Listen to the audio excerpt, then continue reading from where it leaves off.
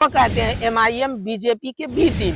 तो बीजेपी का B team कहता है, उनको कह दीजिए मेरा खुला चैलेंज है, एक भी ऐसा काम या एक पार्टी ने कोई कदम ऐसी उठाई है तो आज से कह दीजिएगा बी टीम नहीं, हम ए टीम है। कि वो कहते हैं कि हैदराबाद से आकर के वो बिहार में चुनाव लड़ते हैं जी। और वो जो है कहीं ना कहीं वोट काटते हैं, जिसके कारण आरजेडी नहीं जीत पाती है। आरजेडी के संजय सिंह जी कहाँ के रहने वाले हैं आपको मालूम है? जी हरियाणा के रहने वाले हैं। बिहार में आके वो सांसद बनता है, यहाँ के राज्यसभा बनता है। जी। हरियाणा के लोगों को हम कबूल करेंगे और हैदराबाद की पार्टी जो मुसलमानों के हकूक, दलित पिछड़ों के हकूक की बात करती है, क्या हम उसको नहीं अपना नेता मान सकते हैं? बिल्कुल। तो आपका जो है राष्ट्रीय अध्यक्ष चुट्टा शायर कहते हैं, ठीक है। आप जो है सिर्फ लोगों को गुमराह बनाते हैं। आपको राज्यसभा में 2 वोट घट रहा था, एमआईएम ने आपको इम्तियाज जलील साहब और असद साहब के कहने पे वहां के विधायक और एमपी ने आपको राज्यसभा में वोट दिया था, तो आप राज्यसभा के मेंबर बने। नहीं तो आपके औकात लोगों ने दिखा दिया था। जब आपको लोकसभा में टिकट दिया गया था तो आप इतने वोट से हारे थे कि बता नहीं सकता हूँ। चलिए ठीक है। जय हिंद दोस्तों, मैं हूँ आपका अपना भाई आसिम सादिक सुल्तानी और आप देख रहे हैं आसिम सादिक ऑफिशियल। चलिए सवालों का जवाब देने के लिए मैं चलिए, एमआईएम पर खासकर बिहार के विधानसभा में जनता कैसे विश्वास करे, सुनिए पहले पूरे सवाल सुनिए। बिल्कुल। क्योंकि कांग्रेसी और आरजेडी वाले जितने भी है, चाहे वो आपके जात का मुसलमान हो, हिंदू हो या यादव हो, कोई भी कास्ट का हो, वो कहते हैं एमआईएम बीजेपी के बी टीम है। सुनिए पूरे सवाल सुनिए। बीजेपी के बी टीम किस बेस पे कहते हैं और आप किस नजरिए से इनको देखना चाहते हैं कि जो कहता है बीजेपी का बी टीम? जो बीजेपी का बी टीम कहता है, उनको कह दीजिए मेरा खुला चैलेंज है, एक भी ऐसा काम या एक पार्टी ने कोई कदम ऐसी उठाई है जिससे बीजेपी में शामिल होने की कोशिश भी लगा हो। दूसरी बात, जो बीजेपी का बी टीम कहता है, उसको आज से कह दीजिएगा बी टीम नहीं, हम ए टीम है।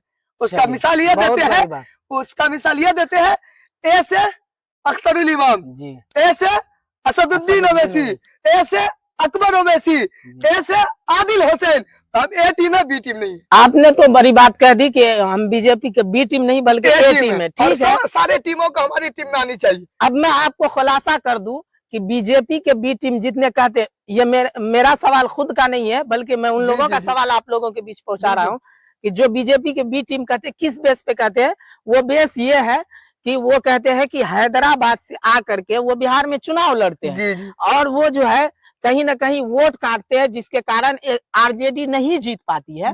बीजेपी के वहां से विधायक बन जाते हैं। इस कारण उसको जो है बीजेपी का बी टीम कहा जाता है कि कहीं ना कहीं मेरा वोट काट करके बीजेपी को जिताता है। इसलिए बिहार के खासकर जनता जितने हैं वो ज्यादातर कहते हैं बीजेपी के बी टीम। आप ये सवाल किए कि वो वहां से आते हैं जी। आरजेडी के संजय सिंह जी कहाँ के रहने वाले हैं आपको मालूम है? हरियाणा के रहने वाले हैं। बिहार में आके वो सांसद बनता है, यहाँ के राज्यसभा बनता है। हरियाणा के लोगों को हम कबूल करेंगे और हैदराबाद की पार्टी जो मुसलमानों के हकूक, दलित पिछड़ों के हकूक की बात करती है, क्या हम उसको नहीं अपना नेता मान सकते हैं? दूसरी बात, उसका कहे कि आप वोट काटते हैं, वहां से आता है, आपको डर है, वोट काटते हैं तो आप शामिल कर लीजिए, आपका वोट सुरक्षित रह जाएगा। आप शामिल नहीं करेंगे तो वोट कटेगा भी नहीं, बल्कि आपकी जो कुर्सी का सपना है वो सपना ही सपना रह जाएगा, वो कभी पूरा नहीं। क्या इंडिया अलायंस को क्या डर है कि एमआईएम को वो अपने अंदर शामिल नहीं कर? ये सवाल तो आप इंडिया गठबंधन के लोगों से कर सकते हैं, मुझसे क्या करेंगे? आपको क्या लगता है, आपका इसमें क्या सोच है कि किस बेसिस? मेरी ये सोच है कि एमवाई समीकरण जो था वो कहीं दूर दूर तक नजर नहीं आता। जितना वाई था सब बीजेपी पे चले गया, जितना एम था वो सब आरजेडी में बाकी है। मैं आपकी ये बात को लेकर के मैं एक बात कहना चाहूंगा कि आप देख सकते हैं एमआईएम को, जैसे मुसलमानों कहते हैं कि हमारी पार्टी है, ठीक है। बहुत सारे ऐसे मुसलमान, चाहे वो एमपी या एमएलए हो या किसी और पार्टी में हो, वो कहते हैं कि हम एमआईएम को अपनी पार्टी नहीं मानते। ठीक उसी तरह बिहार में एमवाई समीकरण को लेकर चलने वाले आरजेडी अभी कहीं ना कहीं एमआईएम के एंट्री से क्या कहते हैं, एम का समीकरण तो उसका बदला ही है। खासकर वाईकरण जो है, जो यादव को वो अपने वाईकरण कहते हैं, वाई समीकरण कहते हैं, मैं उनकी बात करूं तो वो भी जितने यादव है वो भी सारे के सारे 100% आरजेडी को वोट नहीं करते हैं। बिल्कुल, आप डेटा उठा के देख सकते हैं, ज्यादातर यादव से ज्यादा मुसलमान आरजेडी को वोट करते हैं। यादव कहीं ना कहीं पिछड़ गए आरजेडी से। अररिया विधानसभा लोकसभा के हम लोग रहने वाले हैं। अररिया में मुसलमानों और यादव की कुल संख्या मिलाकर अगर यादव और मुसलमान जिसको भी वोट कर दे वो एमपी बनने से उसको कोई नहीं रोक सकता है। प्रदीप सिंह फिर कैसे एमपी बनता है? ये भी बड़ी बात है भाई। अगर आप एम और वाई दोनों आपके साथ हैं तो फिर दूसरे क्यों आप बाजी मार जाता है? शहनवाज को बननी चाहिए और शहनवाज 20,000 वोट से मात्र हारा। उसके पीछे भी रीजन है क्योंकि वो गद्दार था। गद्दारी का उसको लोगों ने पीठ पे मुहर लगा दिया और उसको हरा के भेजा दिया। 20,000 जो वोट से वो हारे हैं तो कहीं ना कहीं वो जो गद्दारी किए एमआईएम से, तो एमआईएम वाले उसको वोट नहीं किए। बिल्कुल। तो वो उसको नहीं करके बीजेपी मीम वाले जितने भी है, आप ये सवाल गलत कर रहे हैं। मीम वाले जितने भी है दिल पे पत्थर रख कर फिर भी आरजेडी को वोट किया। अच्छा, ये जो है ये आप बीजेपी के बड़ी पेचीदगी के साथ आपने जवाब दिया है। एक सवाल और आपसे जी बिल्कुल, उसके बाद आप कारिम इंसाफ साहब को देंगे, या ये भी जवाब दे सकते हैं कि आप जो कहते हैं बीजेपी के बी टीम का अभी सिलसिला अभी में सवाल चल ही रहा है, मैं दूसरे सवाल पे नहीं गया, तो आप जिसको बड़े शायर बनाए, आप समझ रहे किसकी बात है, जिसको आपका जो है राष्ट्रीय अध्यक्ष टुट्टा शायर कहते हैं, ठीक है, उसको बड़े शायर बनाए। अभी 10 लाख 20 लाख रुपया लेके एक रात वो मुशायरा करता है, उसको राज्यसभा सांसद आप लोगों ने बनाया।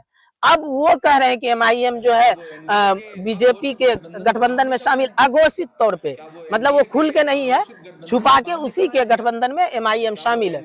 इस पे आपकी क्या राय है? आपको मैं बता दे रहा हूँ, वो भी मुस्लिम है जी, और असदुद्दीन ओवैसी साहब भी मुस्लिम है।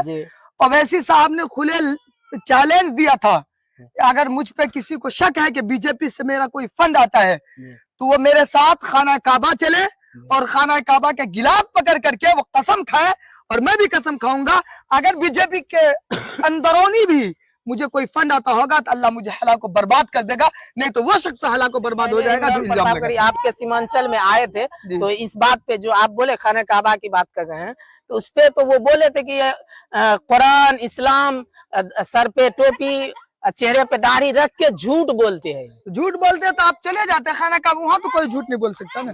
हमारा तो यकीन है कि उस सरजमीन पे कोई झूठ नहीं बोल सकता। तो आप चले जाते उनके साथ। आप जो है सिर्फ लोगों को गुमराह बनाते हैं। आपको राज्यसभा में 2 वोट घट रहा था तो एमआईएम ने आपको इम्तियाज जलील साहब और असद साहब के कहने पे वहाँ के विधायक और एमपी ने आपको राज्यसभा में वोट दिया था, तो आप राज्यसभा के मेंबर बने। नहीं तो आपके औकात लोगों ने दिखा दिया था। जब आपको लोकसभा में टिकट दिया गया था तो आप इतने वोट से हारे थे कि बता नहीं सकता हूँ। चलिए ठीक है।